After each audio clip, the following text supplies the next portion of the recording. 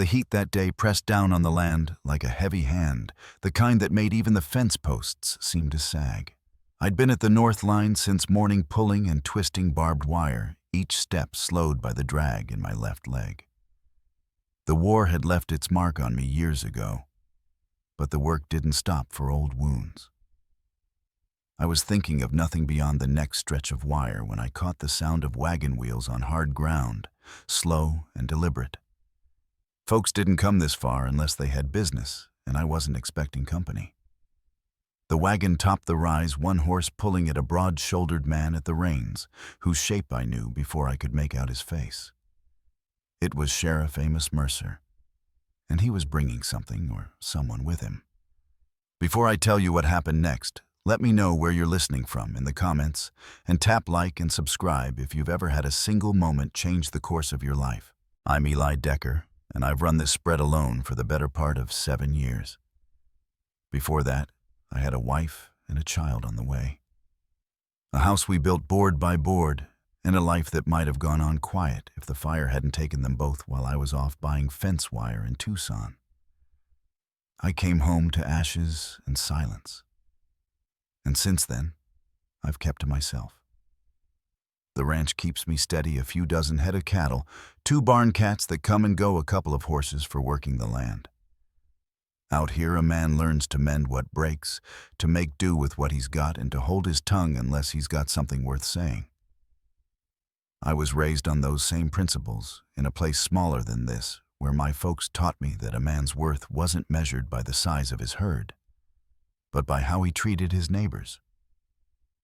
We took the Sabbath serious, even when the roof leaked or the pump froze, and we kept our word because that was the one thing no drought or storm could strip from you. It's a far cry from the way things work in town now, where the railroad men throw their weight around and speculators talk about land like it's just lines on paper. I've got no patience for that world or for the kind of power Amos Mercer wields with his badge. That's why it set my teeth on edge to see him riding up my trail, wearing that neat waxed mustache like he had someplace better to be. The sheriff was a man who smiled most when someone else was on the losing side, and I'd made it a point to give him no reason to bother with me. But that afternoon, the wagon stopped in my yard, and he didn't climb down right away. He sat there like he was settling in for a show, and when I looked past him into the bed, I saw a woman sitting upright under a wool blanket, her face turned toward the hills. I remembered her from years back, riding side saddle through town in clean gloves before the accident that kept her out of sight. Mercer called her his daughter Clara and spoke of her injury like it was a footnote. Horse fell, broke her back, can't walk, since she was 22. Now she was 24, and in his words, not much good to him. He said it plain, like her life was a ledger that had gone into the red. As I stood there in the dust, he told me I could use the company, that she had no one, that it made sense. I hadn't moved toward the wagon yet, but I could feel her eyes on me, not pleading, not hopeful, just steady, like someone braced for whatever came next. I asked her if she wanted to be here, not for him, but for herself. She gave one deliberate nod. That was enough. I stepped past Mercer toward the back of the wagon and reached for the cedar planks leaning against my coop. As I dragged them toward the porch, the sheriff laughed under his breath.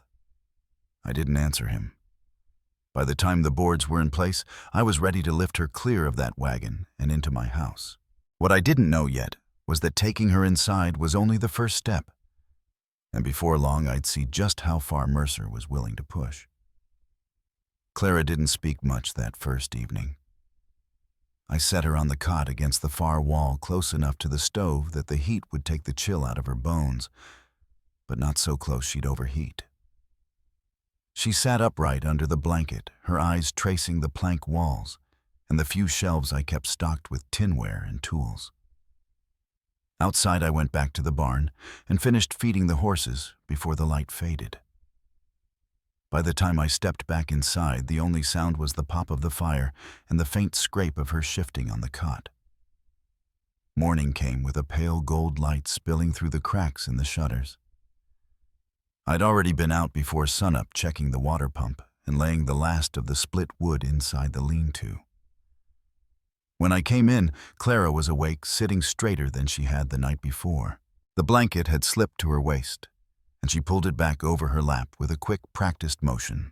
I set a tin cup of water and a plate of cold beans and cornbread on the table near her. She glanced at me and said, "I can feed myself." I gave a short nod and stepped back toward the stove.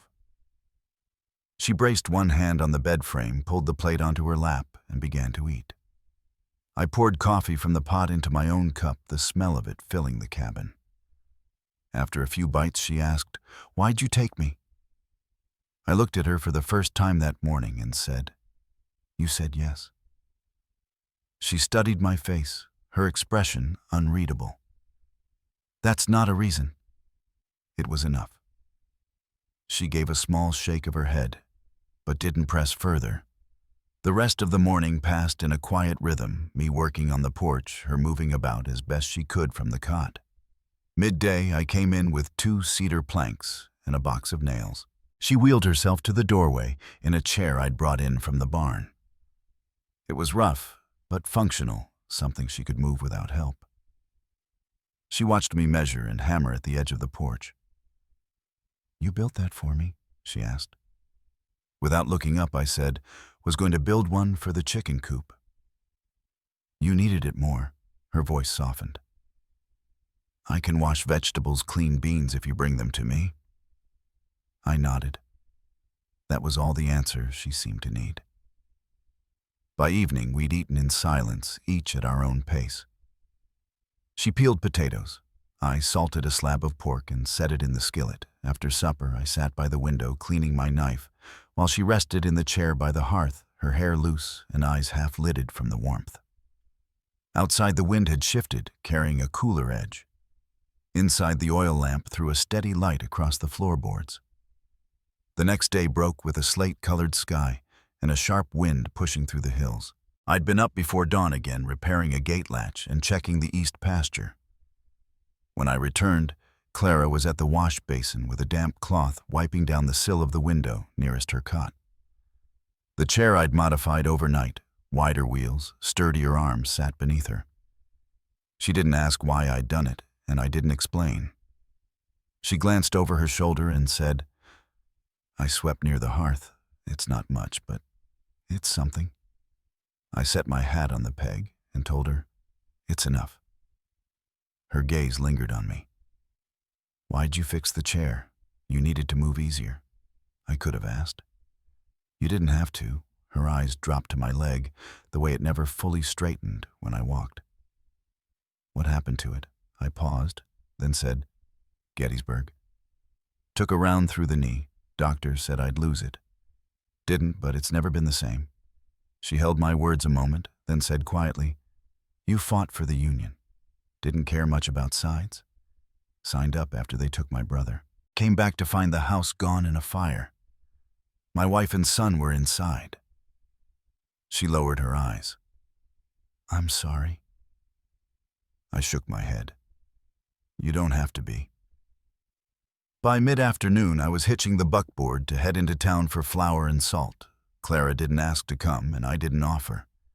Getting her in and out of the wagon would have meant a build I hadn't yet made, and I had no interest in parading her through the stairs in town. While I was gone, she kept herself busy later. I'd see how she'd organized the shelves and sorted the jars. When I returned near dusk, Mercer's name was the first thing out of my mouth. "He was at the store," I said, setting the flour by the stove. She froze. "What did he say?" "Asked how you were adjusting. Said I'd regret it." Her jaw tightened. "And what did you say?" "Nothing." She looked away. "He thinks I'm some punishment, something you're supposed to tire of." I stirred the kettle, the spoon tapping soft against the side. "He doesn't know much." That night, she wore a dark green dress she'd found in the cabin, one that had belonged to my late wife's sister. It fit loose at the waist, but the bodice was snug, and the color made her skin less pale. She rolled into the kitchen, and though I kept my eyes on the fire, I felt the shift in the room. She asked if she could keep it. I told her it was hers. Supper was quiet, but easy, the kind where neither person feels pressed to speak. Before turning in, she asked if I ever thought about leaving. I set another log on the fire. Used to. Now there's someone else here. She didn't reply, only held my gaze a little longer before wheeling herself toward the cot. The next morning, a light mist hung over the yard. She moved with a new steadiness, her hair pinned back, the green dress cinched at the waist with a strap she'd sewn. When I came in from the barn, my coat damp, she was at the stove cracking eggs into a pan. I told her rain was coming. She said she'd felt it in her arms the night before. I mentioned that folks would talk about her being here. She kept cooking. Let them talk. I watched her for a moment, then nodded. By midday, the clouds had opened. Rain hammered the tin roof, the sound filling every space. I spotted her at the door, watching the downpour, a towel and dry cloth already laid out for me. When I stepped onto the porch, soaked through, she handed me the towel without a word. Her fingers brushed mine, warm and certain. I dried off while she went to heat the stew. That night, the cabin smelled of meat and wood smoke. We ate by the fire, rain still heavy outside. At one point, I asked if she'd always been this stubborn. She sipped her coffee. I had to be. My father didn't care for daughters who asked questions. After the accident, he treated me like I'd already died. I told her plain, he's a coward. She went on saying this man she'd been seeing before the fall had vanished the day he heard she was hurt. Mercer had called it her fault. She looked at me then. You think I'm broken, no? I said without pause. Just tired, like me. Before turning in, I told her I could build a bench out by the coop for planting come spring. She asked if I thought she was staying. I said she hadn't rolled away yet. She breathed out slow and said, then yes, I want it. She reached for my hand, just a light touch, and I didn't pull away. The rain cleared before dawn, leaving the ground slick and the air sharp. By mid-morning, I'd finished driving stakes on the north fence and called to her from the porch. Bench is ready. She wheeled out into the sun, the green dress catching the light, and rolled down to where the planting box waited beside the coop. Her palm smoothed over the wood.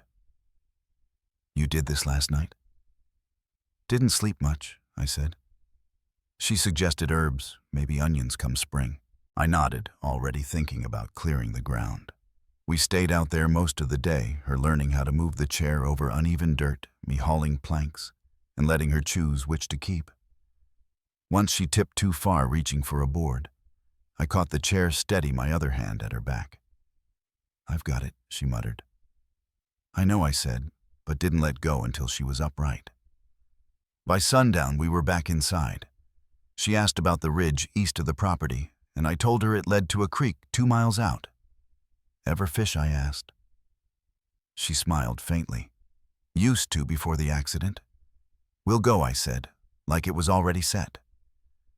That evening, the firelight stretched across the walls while she rolled closer. She didn't ask about town or her father.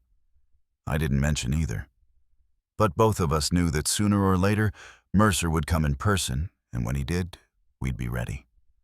The days after I built the planting bench took on a steadier shape. Clara wheeled herself out most mornings, sleeves rolled and hair tied back, ready to put her hands in the dirt. The green dress had been fitted with the strap she'd sewn, the waist snug, now the skirt falling neatly over her knees. She worked in short stretches, leaning from the bench to press seeds into the soil we'd turned together. I brought water when the sun climbed too high, and she would pause, pushing damp hair from her forehead before taking the cup. By late afternoon, the light softened, and we often stayed outside until the ridge threw long shadows across the yard. She spoke more now, asking about the seasons here, what grew best in the wind, how deep the frost reached. I told her about onions and hardy beans, about covering young shoots with burlap when the cold set in too soon. She listened without interrupting, eyes following my hand as I pointed across the fence line toward the creek bed. One evening I joined her on the bench with 2 tin mugs of coffee. She traced the handle of hers and asked, "Do you think I'll ever be more than this?" Her eyes stayed on the patch of soil in front of her. I set my mug down. You already are? She glanced at me, her expression caught between doubt and wanting to believe. I told her plain, you work, you care about what's in front of you. That's more than most folks ever do. She looked away, but her shoulders eased. The wind shifted cooler the next morning.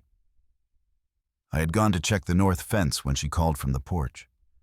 A rider was coming down the trail. I wiped my hands on my trousers and stepped around the barn in time to see a young man on a lean sorrel horse. He wore a deputy's badge that caught the light.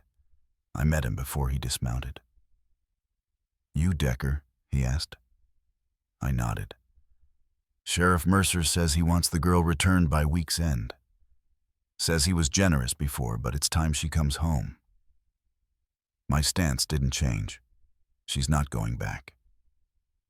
The deputy shifted in his saddle. I'm just passing the message. I gave him a short nod, and he turned his horse without another word. When I stepped back inside, Clara was at the table, her posture tight.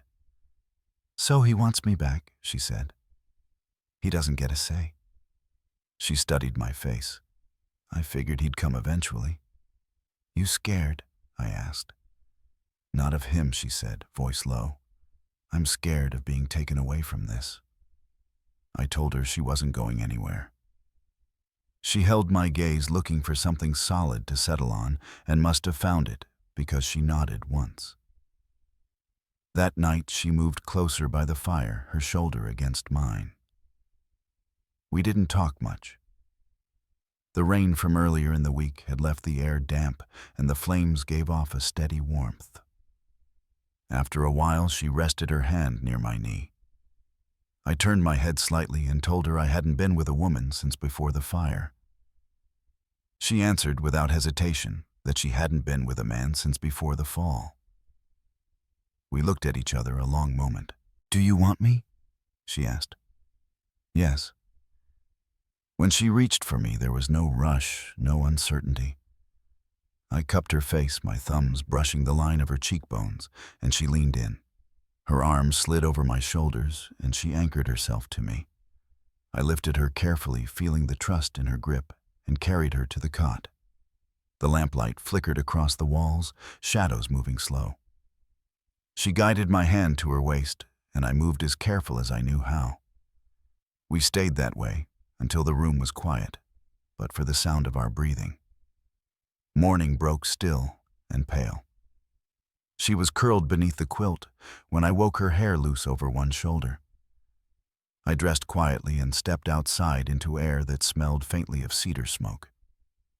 By the time I came back in, she was at the table pulling her chair close. You sleep all right? I asked. Better than most nights, she said.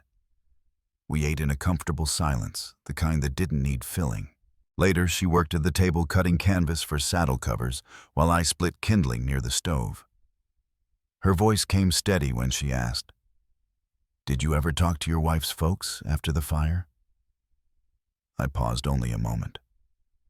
Once, her brother came out here, blamed me for not being there. I was in Tucson buying wire. Hearth flue cracked. No one knew.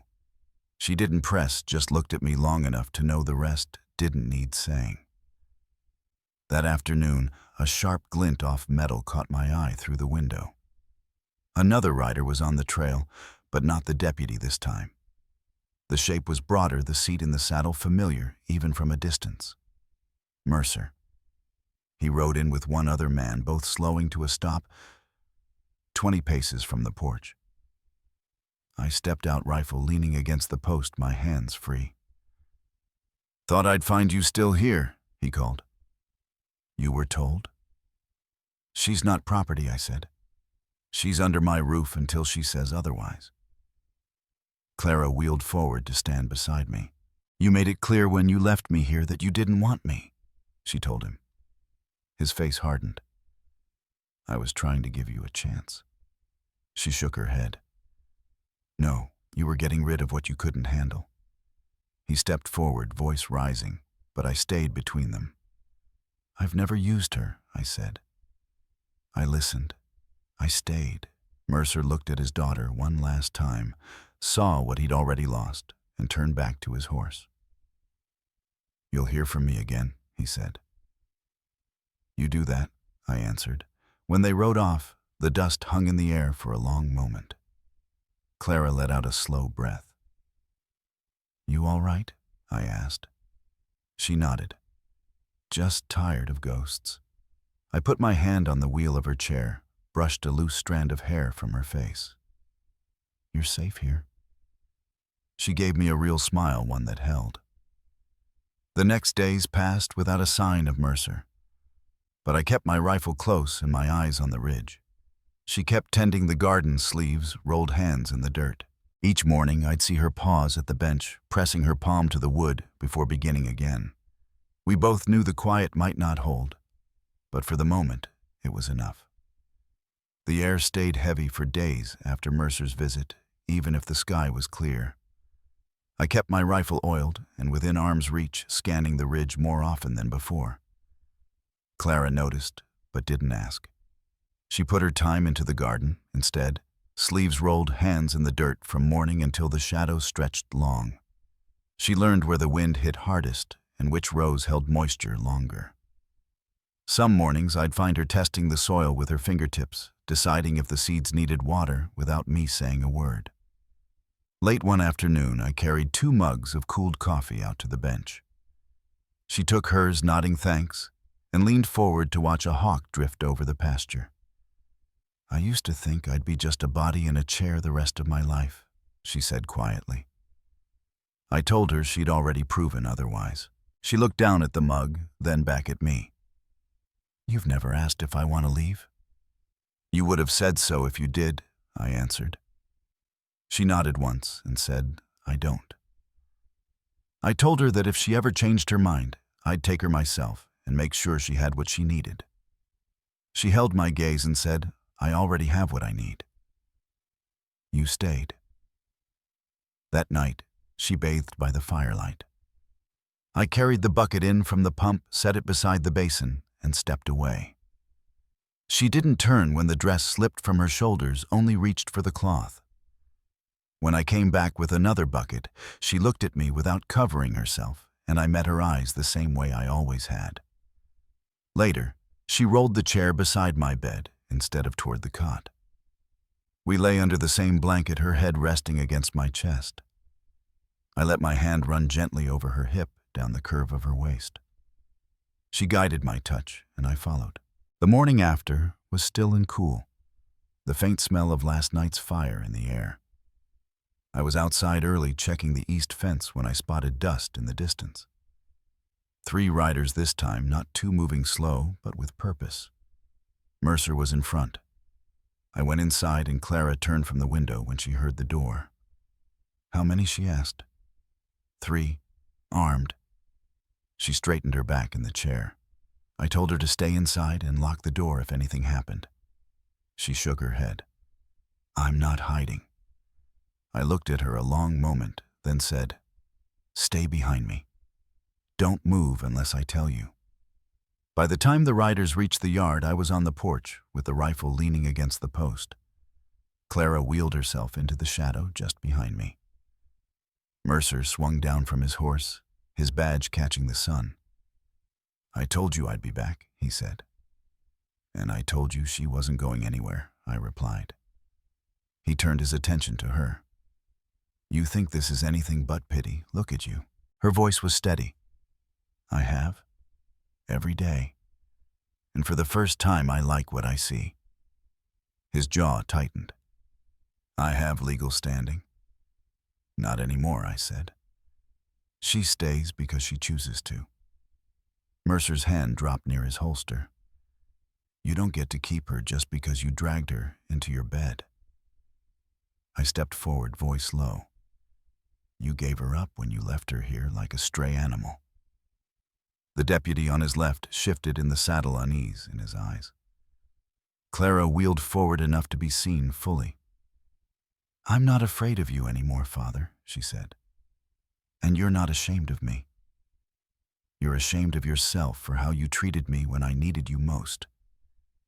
Mercer looked from her to me, and something in his face changed, not softened, but cracked. He spit into the dirt and turned back toward his horse.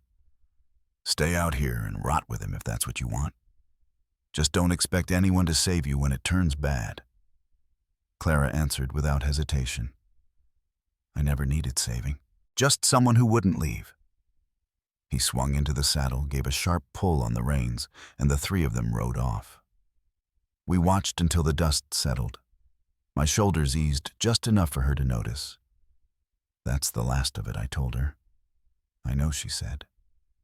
"Because this is home now, the next days passed without trouble. But I kept watch all the same.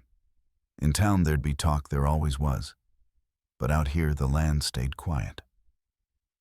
Clara worked the rows with more purpose than before, and when she carved a small wooden sign and nailed it to the front gate reading Decker Ranch, I didn't change a thing. By early fall, she rested a hand over her stomach while lying in bed. "I think I might be," she said softly. I turned toward her. "You sure?" She shook her head. "Not yet, but I think so." I covered her hand with mine. "You're not broken," I told her. She pressed her palm against mine. "I never was." By mid-September, the mornings had turned crisp enough for frost to lace the edges of the troughs. Clara kept to the bench at the garden. But now she split her time between tending the last rows of onions and mending what needed fixing in the cabin. I'd find her at the table in the afternoons, sleeves rolled, repairing a torn shirt or stitching the hem of the green dress she favored. The sound of her needle pulling through cloth had become part of the house, as steady as the ticking of the mantel clock.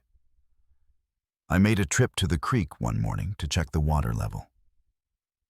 When I returned, she had reorganized the shelves by the stove, lining jars of dried beans and corn in neat rows. Labels she'd written in her tidy hand tied to each one. "Makes it easier to find things," she said, simply setting the chalk back on the shelf. I touched the brim of my hat in acknowledgement and went to unload the tools from the wagon. That afternoon, I found her outside with the chair angled toward the sun, sorting through a small crate of potatoes she'd dug herself. She looked up and said, "It's been a long time since anyone trusted me with the books." I asked what she meant, and she explained how her father had once refused to let her touch anything to do with money or trade after the accident. I fetched the ledger from my desk in the back room and placed it in her lap. "They're yours now," I told her. She opened it carefully, the corners of her mouth lifting just slightly. We worked quietly for the rest of the day, me mending a gate slat, her making notes on the feed costs. As the sun began to drop behind the ridge, the sound of hooves broke the stillness. I straightened and looked toward the trail. A lone rider was coming in at a steady pace. Clara wheeled herself onto the porch, shielding her eyes against the low light. The man stopped 10 paces from the steps. His coat was dusty from travel, and he carried himself with the careful posture of someone used to watching the ground as much as the horizon. "Eli Decker," he called. I nodded. "Name's Caleb Vance," he said, dismounting. "I run the trading post down in Barton. Thought you should know Mercer's been asking after you in town again. Not just talk this time. He's asking about your land, your stock, and whether you've got papers in order." I glanced toward Clara. She didn't speak, but her jaw tightened. "Appreciate you riding out," I told him. He nodded once, then glanced toward the garden. "You've got good soil here," he said, almost as an afterthought. "Not much of it left in these parts." He mounted up again, tipped his hat, and rode back the way he'd come. When the sound of hooves faded, Clara said, "He's not going to stop, is he?" I stepped up onto the porch. "No," I said plainly. "But he'll have to do more than send questions through town." She looked down at her hands. "Then we'd better be ready." The next few days she kept to her work with more intent than before. She measured out the seed we'd saved, packed away the tools in oilcloth, and stacked kindling inside the lean-to before the wind could turn damp. I spent my hours riding the fence line checking for gaps or signs of tampering. Once near the south pasture, I found a section where the wire had been cut clean. I repaired it before nightfall, but the sight of it stayed with me. One evening as we ate by the fire, Clara asked if he tried to take me by law, what would happen. I set my fork down. He'd need to stand before a judge, and a judge would need proof you can't choose where to live. She stared into the fire. Then he'll try to make me look like I can't. The wind rose after dark, rattling the shutters. I banked the fire before bed and checked the latch on the front door. Clara rolled her chair close to the window and looked out toward the trail. "If he comes," she said, "I won't hide. I won't sit back and let someone else speak for me." I met her eyes and gave a single nod. 2 mornings later, I was hauling water from the pump when I saw a rider on the ridge. He didn't come closer, just sat there, the sun behind him, before turning his horse and disappearing into the far hills. I told Clara when I came inside. She paused in her stitching and said, "He's measuring us." I didn't disagree. That night, after we'd finished our coffee, she closed the ledger and set it on the table. "Whatever he tries, we face it together," she said. I reached across and covered her hand with mine. The fire popped in the hearth, and outside the wind carried the faint scent of rain from the west. Somewhere beyond the ridge, Mercer was planning his next move. The first frost held off longer than most years, but the mornings were still sharp enough to sting the lungs. Clara had taken to starting her days at the porch table ledger, open beside her coffee tracking feed, and trade like she'd done it all her life. I kept to my rounds, checking the fences, looking for signs of trouble. One afternoon, while I was repairing a hinge on the south gate, I heard the distant rumble of wheels. Clara was already at the porch rail when I reached the yard. A buckboard came into view, drawn by a pair of bay mares. The man holding the reins wore a gray coat and a bowler hat set low against the sun. He pulled up in front of the cabin and stepped down, brushing trail dust from his sleeves. "Eli Decker?" he asked. I nodded. "Name's Silas Hodge," he said, offering no hand. "Messenger from Judge Rollins? You're summoned to appear in Barton this Friday noon sharp. Matter concerning the welfare of Miss Clara Holt." I felt Clara's gaze on me from the porch. "You can tell Judge Rollins will be there," I said. Hodge tipped his hat, climbed back onto the buckboard, and headed down the trail without another word. Inside, Clara closed the ledger. "Welfare of Miss Holt," she repeated, her voice flat. "That's Mercer's doing." I sat across from her. "Likely is. But court gives us ground to stand on. He'll have to show his hand." We spent the next 2 days making ready. Clara insisted on choosing her own dress, a deep blue one, with a plain collar, and practiced moving the chair over the cabin's threshold without help. I checked the harness, oiled the wagon wheels, and laid out the papers we'd need. Her father's will, the deed, the signed statements from Barton's doctor and the church minister. When Friday came, the sun was barely over the ridge as we set out. The trail into Barton was quiet except for the crows in the cottonwoods. We reached town by mid-morning, tying the team in front of the courthouse.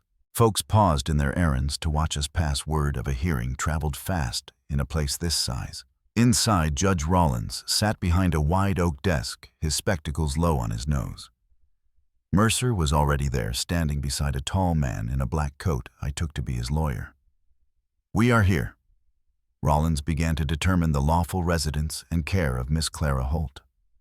Mercer's lawyer spoke first, painting Clara as incapable of managing her affairs, unfit to live without a guardian. He spoke of her injury, her dependence, and how Mercer was prepared to assume her care on his ranch. Clara sat straight in her chair, eyes fixed on the judge. When it was our turn, I handed over the papers. "Miss Holt owns her home and land outright. She keeps her own accounts. She is here of her own choosing." Rollins studied the documents, then looked to Clara. "Do you wish to remain where you are?" Her voice was steady. "Yes, Your Honor. I am not under anyone's care. I hire help when I need it, but I live by my own say." The room was quiet except for the scratching of Rollins's pen. After a long moment, the judge set his pen down. This court finds Miss Holt competent to decide her residence and affairs. No change will be made. Mercer's jaw tightened, but he said nothing. The gavel came down, once sharp and final. We left the courthouse to a street washed in bright noon light. Clara wheeled herself to the wagon without assistance, pulling herself up the ramp we'd built at home. I secured the team, climbed aboard, and took the reins. Halfway down the street, I glanced back. Mercer stood on the boardwalk watching us. His lawyer said something low, but Mercer didn't answer. He only stared the set of his shoulders, telling me the matter wasn't over. We reached the open trail by mid-afternoon. The air smelled of dry grass and wood smoke from distant homesteads. Clara sat with her hands folded in her lap, eyes on the horizon.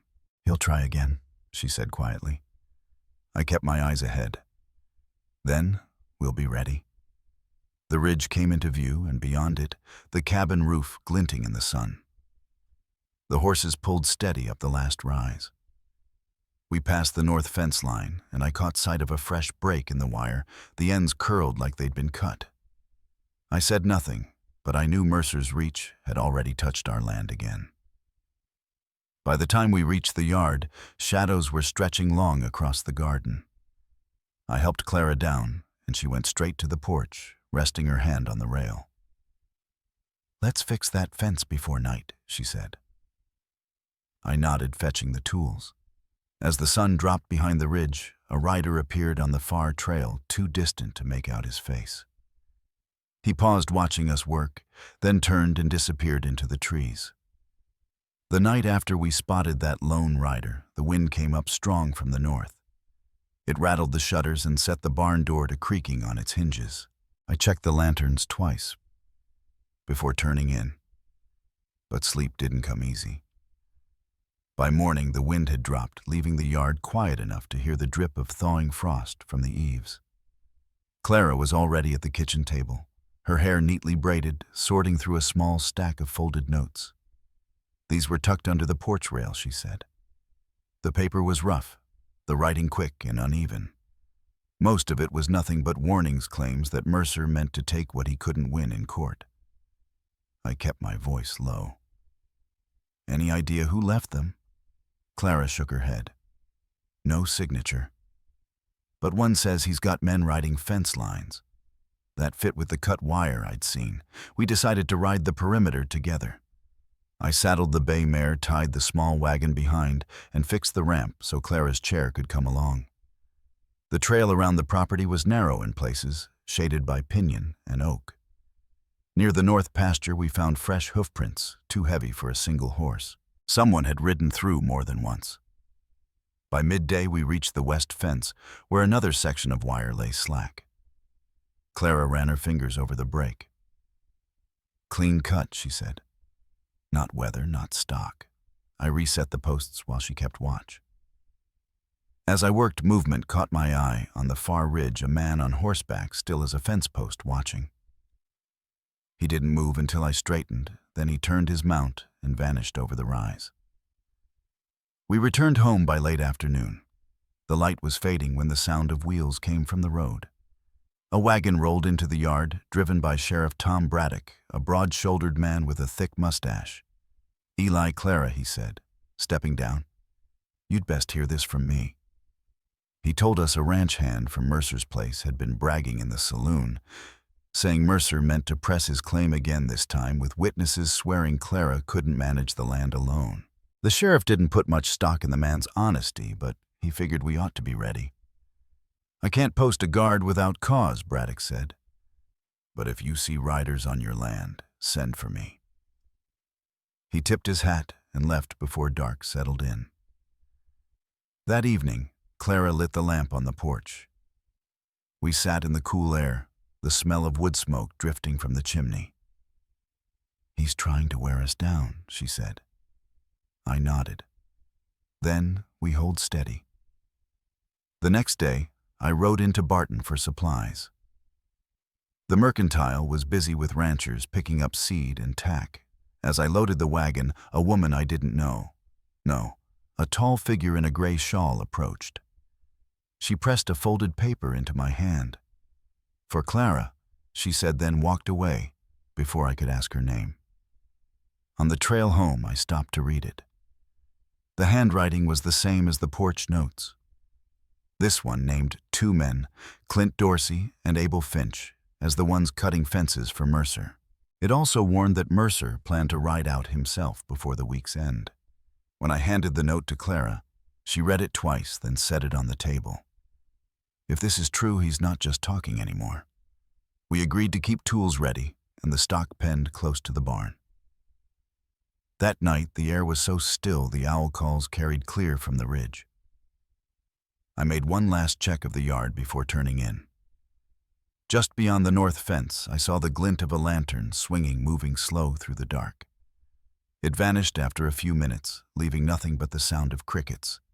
I didn't mention it to Clara in the morning, but I kept the rifle close at hand. Something told me we were close to whatever Mercer meant to bring. The morning after I saw that lantern beyond the north fence, the first frost of the season glazed the grass. I was in the barn checking the latch on the stall door when hoofbeats came fast from the road. Sheriff Braddock rode in his coat collar, turned up against the cold, and swung down with a firm set to his jaw. "Eli," he said, "Mercer and his men are heading this way. Best we meet them before they step foot in your yard." I called for Clara, and within minutes, we had the rifle loaded and the gates shut. The riders appeared in a cloud of dust, Mercer at the front with Clint Dorsey and Abel Finch trailing close. They reined up a few yards from the fence. Mercer's smile was thin as wire. "I've come for what's mine," he said. Braddock stepped forward. "You've come to trespass, Mercer. I've got statements from your men about cutting fences. You ride another foot onto this property, and you'll be in irons before sundown." For a moment, Mercer's eyes flicked toward Clara, who sat in her chair by the porch, steady as the oak beams behind her. She didn't look away. That quiet strength seemed to take the fight out of him. He jerked his reins, spat in the dirt, and turned his horse. The others followed without a word. The sheriff left soon after, promising to file charges in the county seat. Clara and I stood together on the porch, watching the dust settle over the road. The air smelled of dry earth and the faint tang of iron from the frost. Over the next weeks, the land stayed quiet. Neighbors began stopping by again, some bringing jars of preserves or fresh bread. It felt as though the weight hanging over the place had finally lifted. One evening, as the sun dropped behind the hills, Clara looked out across the pasture, the light catching her face in gold. "We held on," she said simply. "And we had through wind dust and all the long days when it felt like the land itself was testing us." Life on the frontier has a way of stripping things down to what matters. A person's worth isn't in what they can take, but in what they can stand by quietly, without flinching. Justice here doesn't always come in grand gestures. Sometimes it's just the right folks standing together when it counts. So if this story settles somewhere in your own thoughts, maybe ask yourself what fences you'd stand beside and who you'd stand there for. Out here, that's how we measure a life.